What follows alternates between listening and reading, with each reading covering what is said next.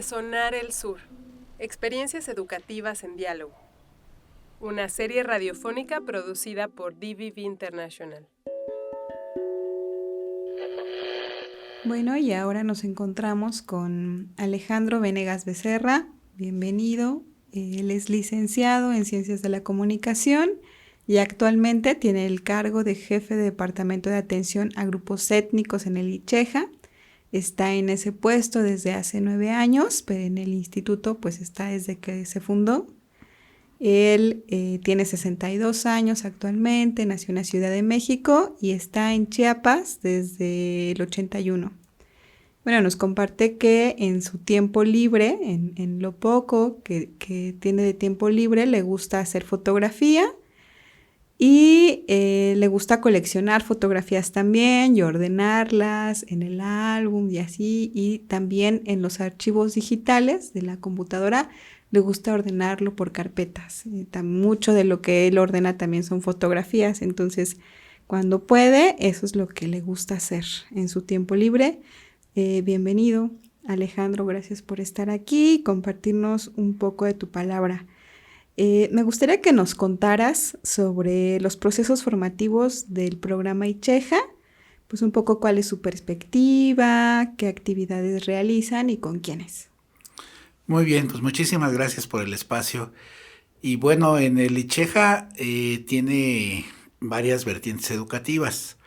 La que me corresponde atender es la vertiente MIP, que es el modelo indígena bilingüe. Y la perspectiva educativa que tiene es ofrecer la alfabetización, la educación primaria y la educación secundaria a las personas jóvenes y adultas que son hablantes de una lengua diferente al español, de una lengua materna diferente al español, como el celtal, el tzotzil, el chol, el tojolabal y el zoque, que son las 5 etnias mayoritarias en nuestra entidad. Nosotros como instituto ofrecemos la alfabetización, que se da de manera bilingüe, la primaria y la secundaria, que ya se da en español, pero digamos que tienen como lengua de enseñanza la lengua materna, el asesor es bilingüe, aunque ya los materiales ya no están de manera bilingüe. Y bueno, el propósito de esta vertiente es que las personas que tienen, y lo digo así de manera muy, muy sincera, la grata digamos, situación de aún conservar su identidad a través de su lengua, pues puedan hacer también el proceso educativo desde esa perspectiva, desde la perspectiva de su propia lengua, sin que eso signifique que para que puedan acceder a la primaria o a la secundaria o a la propia alfabetización tengan que abandonar su lengua materna. Es decir, no se trata de un proceso de castellanización. Obviamente, al momento en que se incorporan y después ya de la alfabetización, tienen que entrar al mundo del español, tienen que aprender el español, pero ya lo aprenden como una segunda lengua. Ya no hay una circunstancia de imposición o de desplazamiento. No se trata de que venga el español a desplazar al celtal o al tzotzil, no. Ellos aprenden a leer y escribir en su lengua. Y con eso tienen los elementos suficientes para pasar al aprendizaje de la lectura y la escritura en español, pero ya visto como un proceso que tiene que ver con el aprendizaje de un idioma.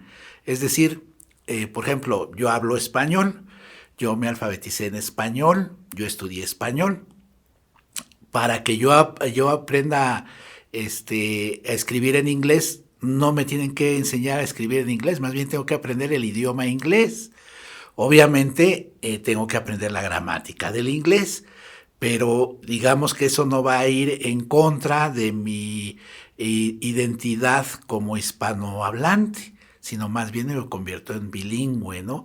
Y de eso se trata la perspectiva que tenemos desde el instituto, de tener la necesidad o darle la importancia que tiene a los, algunos malamente le dicen dialectos, pero no son lenguas. En el caso de Chiapas son 11 lenguas las que se hablan.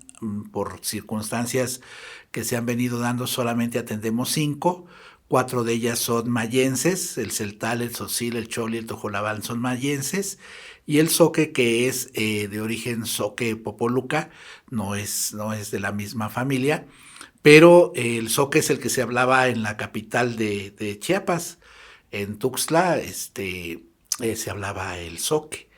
Y las otras lenguas mayenses se hablan en la zona de la selva, en la zona de los altos, y un poco incluso para la parte de la costa de la Frailesca se habla también, hay desplazamientos de grupos, sobre todo de tzotziles, hay asentamientos ya por allá.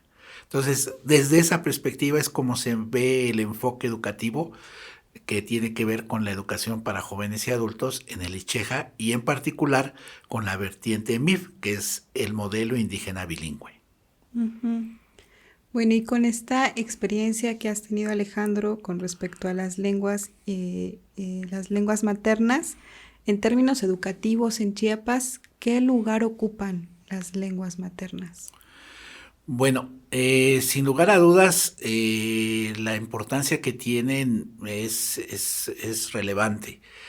De acuerdo al censo, prácticamente una cuarta parte de la población de 3 años y más es hablante de una lengua materna, de una lengua indígena, diferente al español.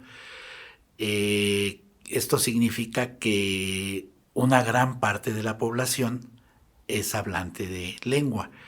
Ahora, para bien o para mal, existe el español, que es la lengua franca, lo que se habla de manera cotidiana en los espacios públicos, pero afortunadamente las poblaciones indígenas han logrado mantener su identidad, y uno de los elementos principales de identidad es la lengua, la forma en que se habla, ¿no? Incluso en el propio español se entienden los sociolectos, ¿no?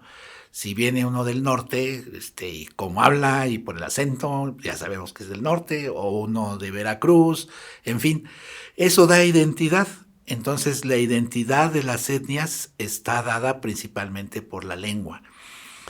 Y qué bueno que ellos lo sigan manteniendo, aunque desafortunadamente por cuestiones de prejuicios, de circunstancias que tienen que ver con exclusión, con marginación, es difícil después que la gente quiera identificarse en espacios públicos como hablante de lengua, a pesar de que cuando llegan a su casa ya hablan en celtal, en tzotzil, en fin. Pero generalmente procuran hablar el español para que no los marginen, ¿no? Para que no los señalen de que ahí viene, perdón por la expresión, pero así lo dicen, ¿no? Ahí viene este indio, ¿no? Y en realidad, pues ni siquiera sería indio, porque bueno, indios son los de la India, y bueno, ni siquiera de la India, ahí son hindúes, más que bueno, es una forma peyorativa de expresión, pero y por eso es que desafortunadamente la gente es reacia a reconocerse de manera pública, sí, pero afortunadamente con esfuerzos como los que hace el Liceja, como los que hacen también las primarias bilingües, se tiene la posibilidad de que esto se pueda ir pues sosteniendo, se puede ir concretando un proceso educativo de esta naturaleza. Ahora, digamos que lo complicado viene en el caso del instituto del Liceja, viene después de la alfabetización, porque ya la primaria y la secundaria, pues los materiales ya son en español. Y en el caso de la educación formal, pues viene después de la primaria, porque ya después la secundaria y la prepa, pues ya vienen totalmente en español. Pero bueno, para esas alturas ya, sobre todo cuando son niños, pues su bilingüismo se da de manera más natural, al estar en contacto con las personas que hablan español y en su casa oyen la lengua que predomine en su familia, pues se convierten ahora sí que en bilingües naturales, ¿no? Casi, casi. En el caso de las personas ya más adultas que no aprendieron el español, sobre todo las mujeres, que han estado más en su casa, que no tienen tanto contacto que no fueron a la escuela, vaya, sí se les complica un poquito más, precisamente porque no tienen esa práctica y porque no se les ha dado esa oportunidad. Algunos dicen es que no han tenido necesidad. No, más bien no se les ha dado esa oportunidad de tener acceso al exterior y de estar con otro tipo de población.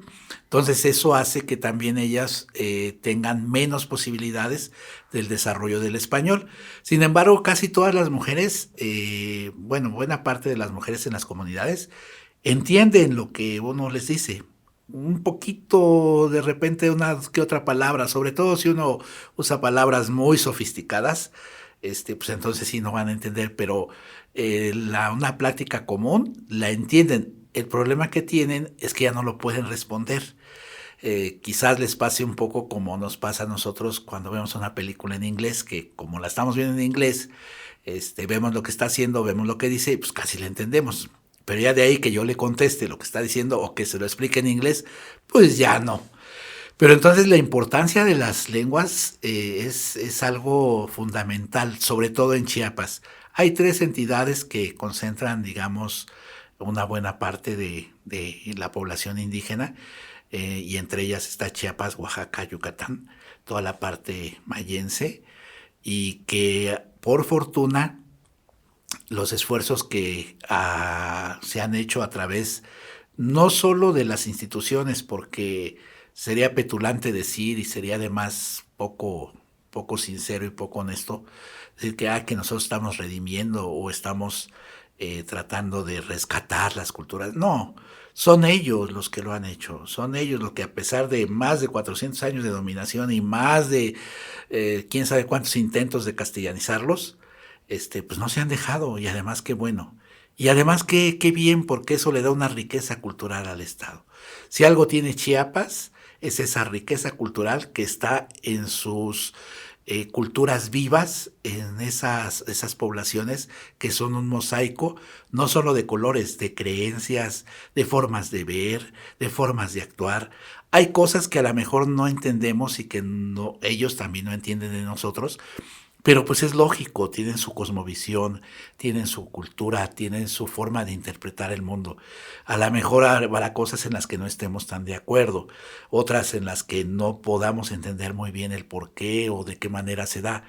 Pero igual, a nosotros también nos pueden juzgar y no podrán entender muchas de las cosas o actitudes que nosotros tenemos porque no va de acuerdo a su cultura. Uh-huh. Muy bien, ¿y será que nos puedes ahora hablar un poco sobre las estrategias que has observado que han sido efectivas para incluir la diversidad étnica, pues, en los procesos formativos? Pues indiscutiblemente la principal estrategia es que en estos procesos formativos estén involucrados de manera prioritaria los propios hablantes de lengua. Es decir, no se trata de que venga alguien de otro lado, de otra instancia, a hacer los procesos. No, ellos los tienen que hacer para que se hagan de manera bilingüe. Además, digamos que nosotros como instancia debemos de facilitar las cuestiones técnicas, las cuestiones pedagógicas hasta cierto punto y algunos elementos, digamos, de uso de tecnología.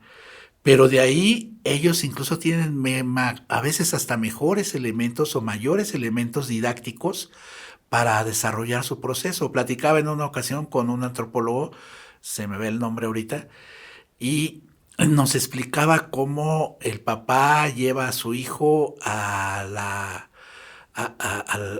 su terreno, a la siembra, y cómo le va dando diferentes tareas y diferentes roles, y cómo el niño va aprendiendo, y el papá no se lo propone, no tiene una guía o un libro o algo, no, se da de manera natural, pero bajo un proceso.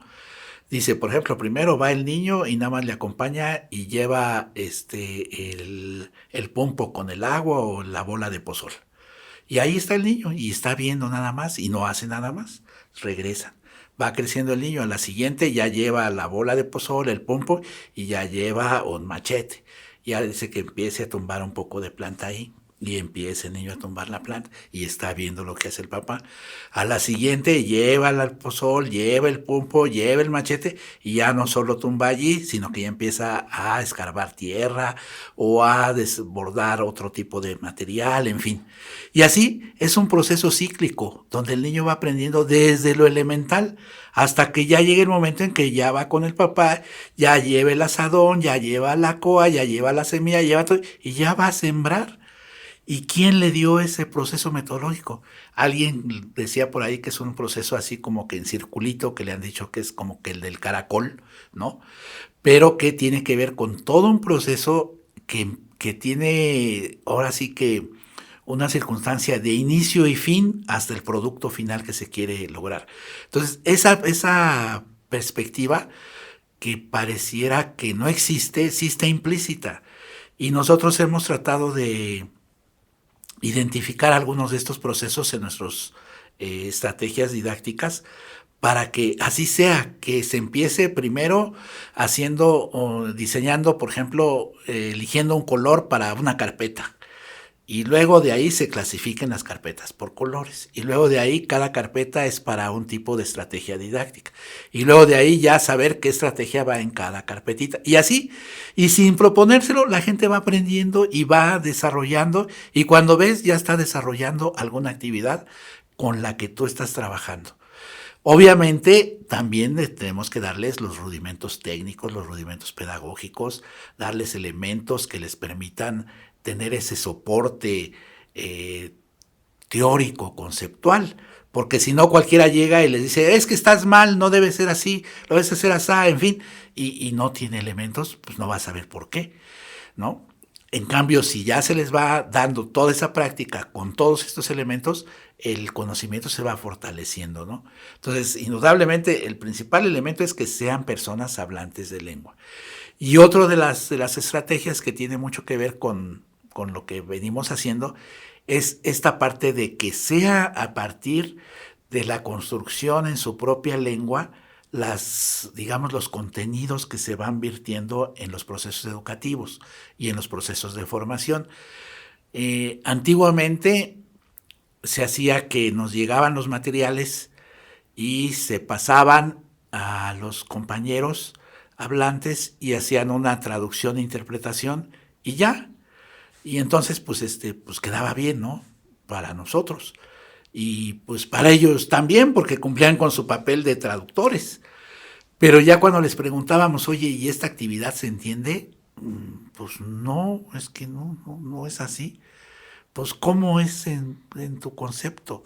Pues es que es diferente, nosotros lo decimos de otra forma, o lo sentimos de otra forma, o lo explicamos de otra forma, o a lo mejor ni existe, ¿no? Entonces, decíamos, a ver, no, entonces al revés. Mira, lo que nosotros queremos es que se llegue a esto. Ahora, ¿cómo lo haces en tu lengua? Ah, bueno, entonces yo lo pongo de esta manera, empiezo por aquí. Ahora sí, pásalo a español para que yo lo entienda. Es diferente a que yo se lo pasaba primero en español, lo hacían en lengua y si se entendía bien y si no, también. No, ahora primero lo entienden en lengua, que tenga significado, que tenga sentido, que tenga una forma de interpretación real desde la forma de pensar de ellos, para que después ya lo podamos pensar nosotros, entender nosotros desde la perspectiva de ellos. Y a veces a nosotros ahí es donde se nos complica. De repente decimos, oye, es que no está bien así. No, si es que así se entiende, es que así es. Bueno, está bien. Y cosas tan sencillas como las cuestiones de género, de número, de cosas así que para nosotros es bien importante, ¿no? En un documento que vaya bien escrito, ese tipo de cosas. No es que no sea importantes para ellos, sino que no existe. No está así. No hay. La cuestión de número, los plurales es diferente, la forma de el posesivo incluso.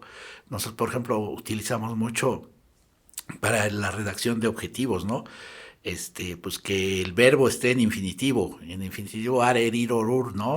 Correr, diseñar, pensar, y pues en algunas de las lenguas, como ellos nos dicen, el verbo no puede estar solo. Diseñar, sí, pero ¿diseñar qué? ¿Y quién? Entonces el verbo debe estar poseído. Se debe decir la persona o el niño o el que sea. Diseña. Y en esa forma de estar el verbo no queda en infinitivo. Entonces cuando nos lo traducen, no está en infinitivo. Le decimos, tú no sabes redactar objetivos. No.